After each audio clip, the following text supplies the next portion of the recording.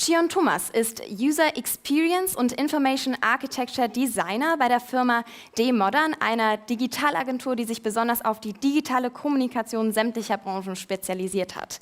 Ja, für Ikea hat Gion Tummers bereits an der Entwicklung eines Virtual Reality Showrooms mitgearbeitet, der eben ganz besonders ist, denn der bietet die Möglichkeit, die Produkte interaktiv zu erleben.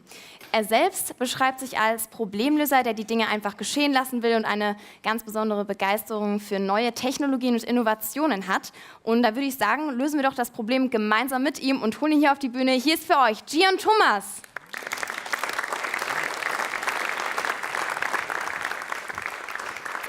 Hallo, freut mich hier zu sein und es freut mich auch, dass ihr alle hier seid. Ich habe noch niemals so ein großes Publikum gehabt. So wie ihr schon hört, bin ich nicht Deutscher, ich bin Niederländer. So, ich würde gerne auf Englisch switchen, da ich habe schon ein paar Slides zu viel. Und wenn ich so Fachwörter mir irgendwie aus meinem Deutsch-Vokabular holen muss, dann bremse ich zu sehr ab und ja. So let's switch to English. I'm a user experience designer at Demodern. We have two offices in Hamburg and in Cologne. And we're a 100% digital agency. We're digital by nature, as my boss likes to call it. And we're 60 people, 30 at each location. And like scattered out across like multiple disciplines, from design to technology or development and concept and strategy. Our work, as you can see in the background, ranges from everything from web experiences to mobile apps, digital installations to retail and e-commerce solutions, and of course augmented reality and what you're here for today, virtual reality. So one of these projects that we've been working on over the past year is the Ikea virtual interior designer. Even though it's not finished yet, it will be in store by about the Christmas, I would say. I want to give you a preview, including the process behind it, the learnings that we made, and the tools that we used. So it's not our first time that we have done a VR application for Ikea. We did a pilot in 2016. It was very well received by people. It was the first virtual showroom at any Ikea around the world. And it's still live in Berlin-Lichtenberg. It won quite a few retail and design awards, which we're a little proud of. But unfortunately, it was pre-rendered. Like everything, it looks very nice, as you can see, but it's all pre-rendered and not real time. And so we wanted to make that better. We wanted to push things forward, like we used to say at our agency. So how do we want to do that? What were our goals? Let's look at the Gartner hype cycle. I don't know how many of you are familiar with it. It's basically a benchmark for how emerging technologies are influencing businesses and people today. And VR in 2013, it was kind of in, let's say, the pit of failure, and ever since then it has been making its way up the slope towards what they call the plateau of productivity, which is, in a nutshell, that you want to find real-world and useful applications. And that's what we've been trying to do. We are trying to push VR up this slope so that it becomes relevant for businesses and consumers alike. So the first version, it basically focused on being inspirational, creating awareness, and and interest. With the second version, we also want to push forward into consideration and action or conversion, and so that like it becomes a relevant touch point for businesses, and that's the return on investment becomes or increases, so to say, and push it into that direction. Our objectives, as I just said, integration into the user or the shopper journey. Secondly, creating a hyper-emotional experience or a hyper-emotional new way of product exploration in a way like this makes the experience more fun, and that increases conversion, of course, and allow the user to make it truly theirs, truly personalize it, which in turn makes decision-making easier, and in turn increases purchases, of course. So how do we want to tell this story? How do we want to push this platform forward? And the most important thing in that is make a memorable and shareable experience. So we asked ourselves, what should the user feel? And it's this tension that we try to create. So on the one hand, we want them to feel the comfort of a home, but at the same time feel really excited about the world that is happening in that home, or that's alive in that home. We want them to be inspired by IKEA solutions, but at the same time feel empowered to be creative and find their own. And we want them to feel confident in their decisions, and at the same time still want to try more things. So what you can see is, on the one hand, on the left side for you all, it's passive, and on the right side it's active. And this is where VR is perfect, because the nature of VR shifts the expectation of the user from being someone that consumes a story to someone that wants to tell it. And that makes us, as an agency or as media people, the builder of that world. And this, we call it story doing. It not only makes it more fun, but it also creates this sense of ownership, because I tell the story, I make this happen. And in turn creates the user's willingness to take action based upon that. For example, share their story or their experience, or buy that product that they saw. So this is a small look at something that helped us shape the experience and the dynamics of that world. Maybe you've seen it already. It's a commercial from IKEA that ran, I think, about a month ago. And basically the message that they're trying to convey is that it's a new way of living, a new way of multi-purpose living, and a home or a living room that is ready for anything, enabled by IKEA products. And the lady, that's Mila, she'll come back later. So the message, or the slogan, is auf dich, auf deine Freunde, auf alles eingerichtet. Mostly the last one. And so it synced up perfectly with this world that we wanted to create, this dynamic world. It was just missing that special edge for us, because we want it to be von dich eingerichtet. And so what do we put in this world so that you can build it? First, we sat together with the interior designers at IKEA and came up with this room set, which is optimized for VR. So you cannot take any room set that you have at IKEA. You need to kind of shuffle furniture so that it works in a 3D, like game-like environment. But also you need to remove things that are, for example, a bit furry. Like you cannot have a sheep skin or wool laying around, because it would take so much computer power to render it that it's not worth it. The room set that we chose, it has a living room and a kitchen, which basically supports this idea of multi-purpose. Then we built the world using 280 3D objects. Some of them we got from IKEA and optimized, other ones we modeled from scratch, based on like a physical object that we bought or something else. Then we gave them all their identity, so we put materials on all the geometry, which is a total of about 400. 70 of those 400 materials you can swap out yourself as user. So you can customize your room and the products that are in it using the materials that we provide, which basically, with 70 options, gives you an almost infinite amount of possibilities to personalize the room. And you can do the same with the walls to basically give the room a complete makeover, and you don't even have to cover anything in plastic to do so. Then, for those that need inspiration, we grouped these material choices into style presets.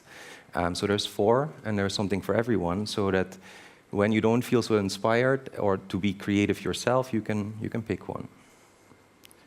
Then we have 4 daytimes, so that you can see your configuration in a completely different light. And there's 5 more regular lamps positioned throughout the room, so you can basically tweak the mood a little bit more with light. Then, for each daytime, we bring it to life to basically illustrate this idea of auf alles eingerichtet. Like, be ready for anything, be ready for any occasion. So there is 6 occasions, like from dinner time to babysitting time in the afternoon and so on. And they're supported by Ikea products, and they happen just like they happen in the commercial with Smilla, the lady that you saw.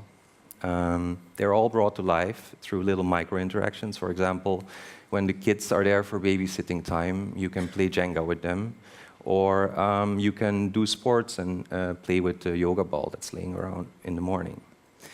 Then we have one special guest. This is Alvin. We added him to the room so that there is more life in it, so that you don't feel so alone, that it doesn't feel cold. This is very important because in virtual reality, it's all about presence, or like immersion, which is supported by a feeling of presence. And if there is someone with you, you somehow come home more. And maybe the most important ingredient is the people that worked on it. I have a massive amount of respect, so I added them. They range from 3D designers to developers, sound engineers. There were at least 16 people involved. You see a few of them back there, and it was a pleasure to work with them. I just had to add that. So how do we put all of these, how do we make all of these models and these ingredients that we added to this world? As I said, a lot of objects we got from Ikea, because their catalog is like basically all computer generated, but they're incredibly high detail. Like, they can render 3 days to make it to have a chair for their catalog. We need to render it in milliseconds. So what we did is we took those models, then the high poly models, as they're called, we converted them to a normal map, which is basically a layer that informs the depth of an object without actually changing it. So it doesn't change the shape, but it looks like it has a different shape. And so, like the lamp that you see behind me, it started with 500,000 polygons, and it ended at 15K, which is quite good. This is another model. We modeled it from scratch because the product wasn't available at the time. It's like this rattan cabinet. And if it weren't for normal maps, or alpha maps in this case, it would have had as many polygons as the whole room combined that we made. The whole room has about 2 million polygons. This one now has only 7,000. So shaders, this is not my area of specialism, so I'm going to try to explain it to you, and if I say something wrong, please. So shaders is basically like every object has its material, but that's not the way that it's displayed to the user or processed by the graphics card. And the shader basically informs that and tells the graphics card how it needs to be shown. And one of the most difficult things is glass, or glass-like objects like this chair. And we basically fixed this problem that you see on the left, because you can look straight through it and you don't see any refractions in the chair, by adding a black and white thickness map into the shader, which basically can define the refraction at each point. Furthermore, we add a bit of smudge so that one looks more realistic, and so that this glass has less of a see-through. That is, of course, a little bit of a difficult topic with any client, but as long as it becomes more realistic, they're usually fine. with smudging their products a little bit. Then there is something called the Fernell Effect, and yeah, it works. And so basically, if you look at any object at a deeper angle, like the reflection of the light becomes almost white. And normally, you cannot control this or mask this, but we combined it with something called ambient occlusion, which is kind of a layer that informs how much light each part of an object receives. And by combining it, we got the pillow on the right. The pillow in the middle is the one that doesn't have the effect, and it has this little white edge that is simply unnatural. Then light maps. Normally, each object has one light map. We have 6, or we have one that's combined out of 6 layers. We have one for the current daytime, the next daytime, for each of the lights in the room, and also for the props that fade in and out to like illustrate the occasions or like the stories that we want to tell. In total, we have 64 4K HDR light maps, and our developer estimated that it has that is more than the whole world of, I don't know if you know this game, but World of Warcraft combined. So yeah, he was quite proud of that. I have to relay this. So, oh, the video didn't play yet? Oh, so these were all baked. Baked means that they're pre-rendered light maps. We also have real-time objects, and they need real-time shadows and light maps. So we added about 200 light probes. And these help to integrate these dynamic objects. So for example, the turtle that we saw before, he lives in a slightly different world than the world that you see in virtual reality. There is no lamps in it, but if you turn on a lamp, we turn on an invisible lamp in this world where the turtle lives. And this lamp kind of shines out its invisible light. The light probes absorb this and give that information forward to the non-static object, which then creates a real-time shadow.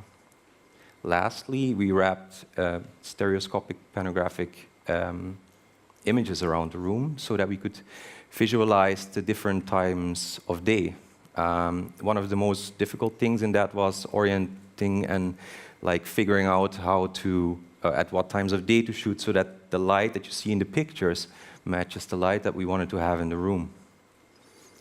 When it comes to user interface design, there were some like limitations because it's first of all an application that is unattended in a store, like an Ikea store. You can just grab the glasses and put them on. We didn't want people to have to grab controllers as well. So we went with kind of like an old solution. It's called a reticle. It's basically like a cursor for VR.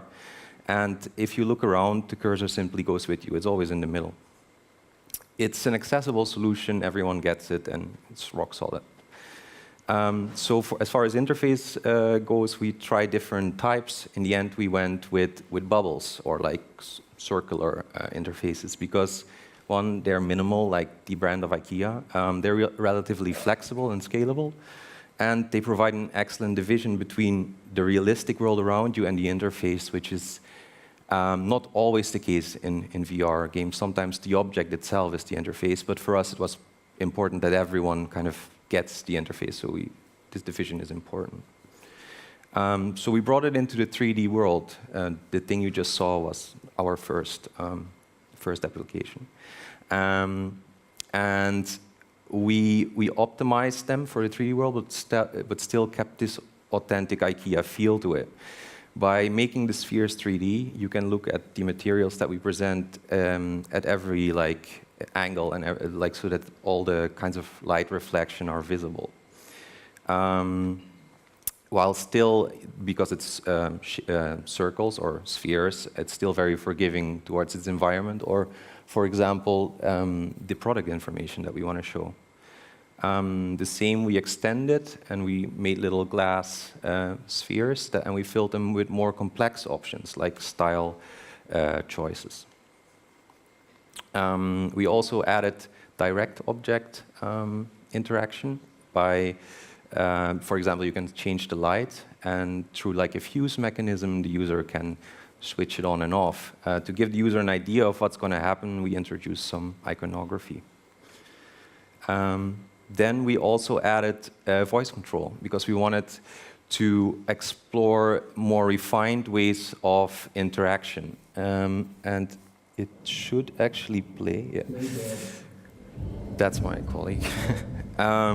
So we added that as a test and to see how users like it, because we think in the future it could become a very vital part of VR, because it's also a very natural way of interacting. You can try it later outside. I set up a booth with a demo of this app in the foyer. There's also the theme of 3D sound, knowing where the sound comes from in your surroundings, so from there or from there, makes me as a user also feel more that I'm here. And so it's important to have that for this sense of presence.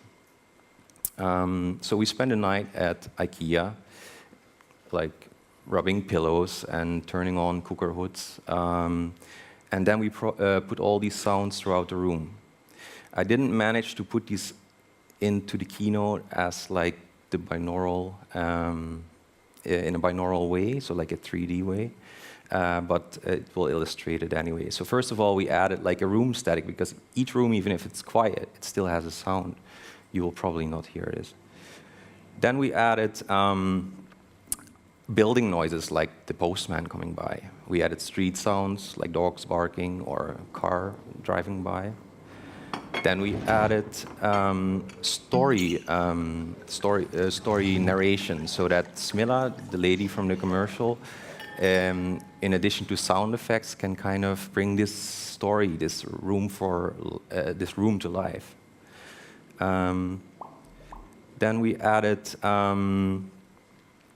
interface sounds, and we added Jonas, the very recognizable voice of Ikea. He's kind of like a godlike figure in the application. He presents the application. Whereas Smilla, the lady you saw before,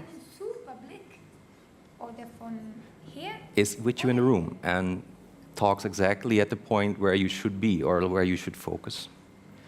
And lastly, we added a radio and a TV, because in the first version, we also added a radio, and after that, usage time went up by about 35%, so we did that again. Last but not least, with inspiration and personalization down, there is the conversion. And so how do we integrate it? The first part of that starts in the VR experience. Like, the user can use little heart icons to favorite any product that they like. Then as soon as they take their goggles off, their glasses off, they get a short URL outside from a dedicated second screen. We contemplated a long time what technology to use here. We tried NFC and iBeacons and so on, but everyone has a browser on their smartphone, and almost everyone has a smartphone, so this was the most accepted solution, so to say. As soon as they type in that URL, they will get their favorites and they can buy them. They'll also get all the products that were other products that were in the room. And the thing we like the most is they will get a little panorama of exactly the room that they just left, that they can share on Facebook if they like. And the reason why it is there within seconds and immediately shareable is because we don't render it on the computer that is with you in the store. We send a very little configuration file to an Amazon server, which renders it and hosts it, and so it's available in like 10 seconds. Besides the offboarding, the second screen also takes care of the onboarding and is like a mirror for people outside. So we tested it at an IKEA launch event a while ago, like end of August, I think, in front of 300 people, and this is the current state. It's not final, but it's a preview.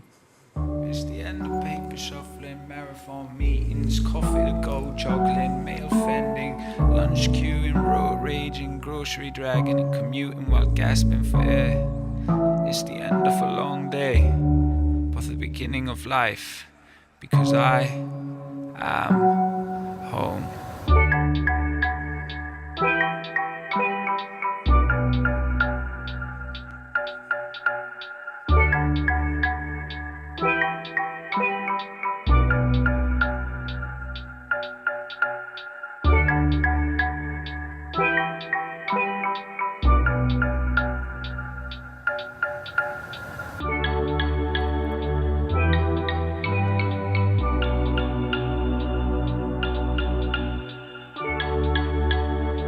Make room just to make it really nice. Make room for life. Yeah, that's it. And thank you. Thanks. As a very last thing, I know I'm out. Need 10 more seconds because I want to give you my takeaway, if that's okay. We learned a few things, and that's don't just build an app, build a platform. People are still not convinced about VR, so show them that it's worth it and make them try it again after they try your application. One way to do that is to give the ownership to the user of VR, let them create the world so they have that memorable experience. And make it shareable. And of course, we like turtles. Thank you.